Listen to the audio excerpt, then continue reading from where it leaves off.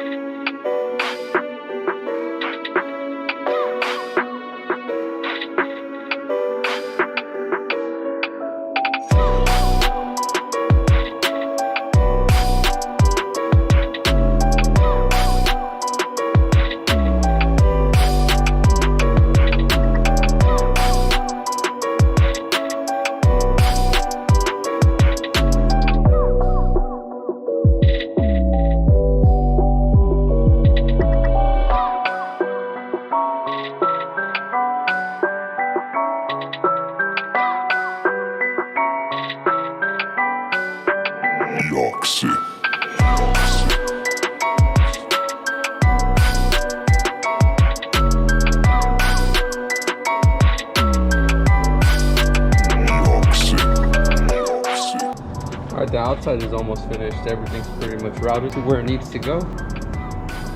Now I just have to sort out the mess in here, and it's a mess. Alright guys, before I cover the wire and loom, I want to make sure it starts, and we'll see if I fixed the problem or made it worse. Here we go. Oh, I remember what happened. The cable for this came loose. I'll be right back. Alright, let's try this again.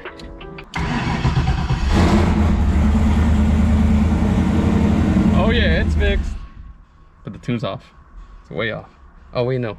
I forgot to turn the pump on. The reason that bad things happen to you is because you're a dumbass.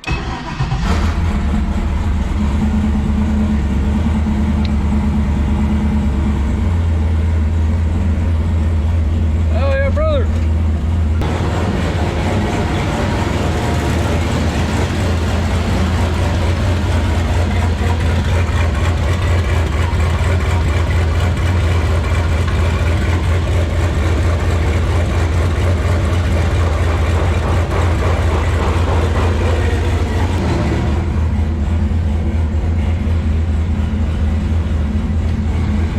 Tune's off.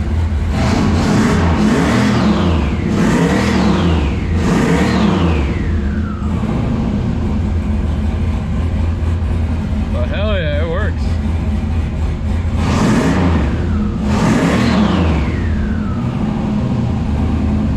See, the two-step still works.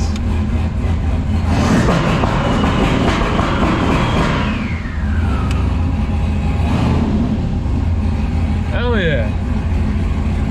Alright, now that I know that it worked, I'm gonna wrap up the wiring and make it look decent. For now, this will do. It starts up. I'm gonna move on to the next phase, which is gonna be the fuel system. So I'm gonna take off the fuel rail right now.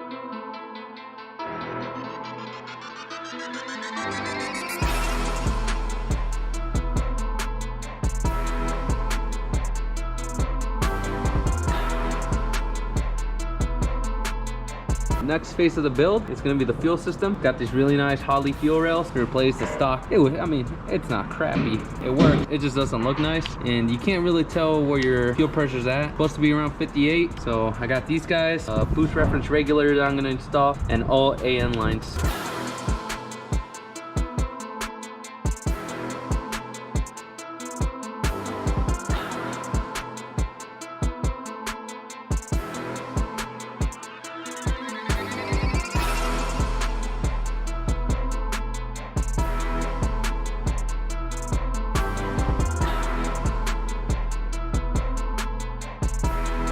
before I put on the fuel rails, I'm gonna clean the intake around where the rails mount. It's not gonna be a high detail, it's just gonna be, just wanna get the big trash out of it.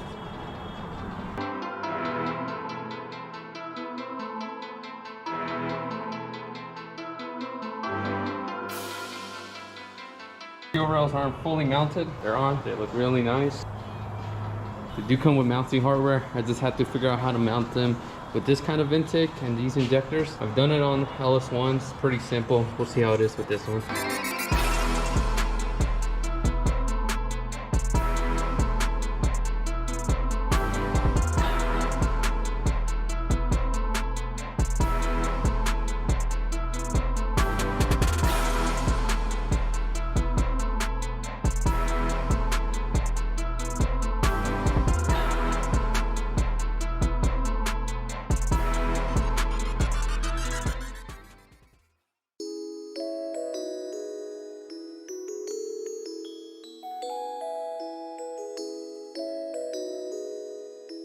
The rails are on, they're mounted, the hardware kit worked great. One thing I did notice, if you have stock decaps, they're shorter than the injectors I have, so these will actually not work. They don't go far down enough to grab. Luckily I had longer injectors and it ended up working out great for me. As far as fuel delivery, I'm thinking I'm gonna have the new lines coming from this side instead of that side. Factory, it's that side.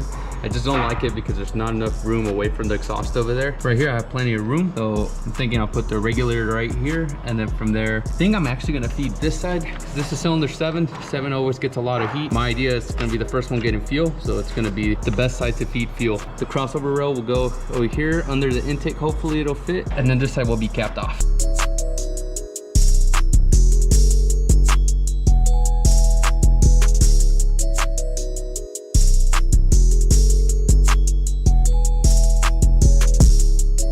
So unfortunately I couldn't get the crossover up here because of the alternator's position. There's not enough room right there, so I just went with the back install. And on this side, since I have to supply the fuel from the front, I'm thinking I'm gonna use one of these. The only thing is, everyone says try not to use 90s, and this is pretty much 2 90s in one, but it'll keep it away from the exhaust. I'd rather do that. I'll have it this way and then have the line going around this way and to the regulator. Guys, another day down. Feel like I got a lot done today. I'm happy the problem was just in the wiring and not something more complicated. Now tomorrow I can concentrate on the fuel system and fabricating the new cold side, which hopefully will look a lot better than the old one. See you guys tomorrow.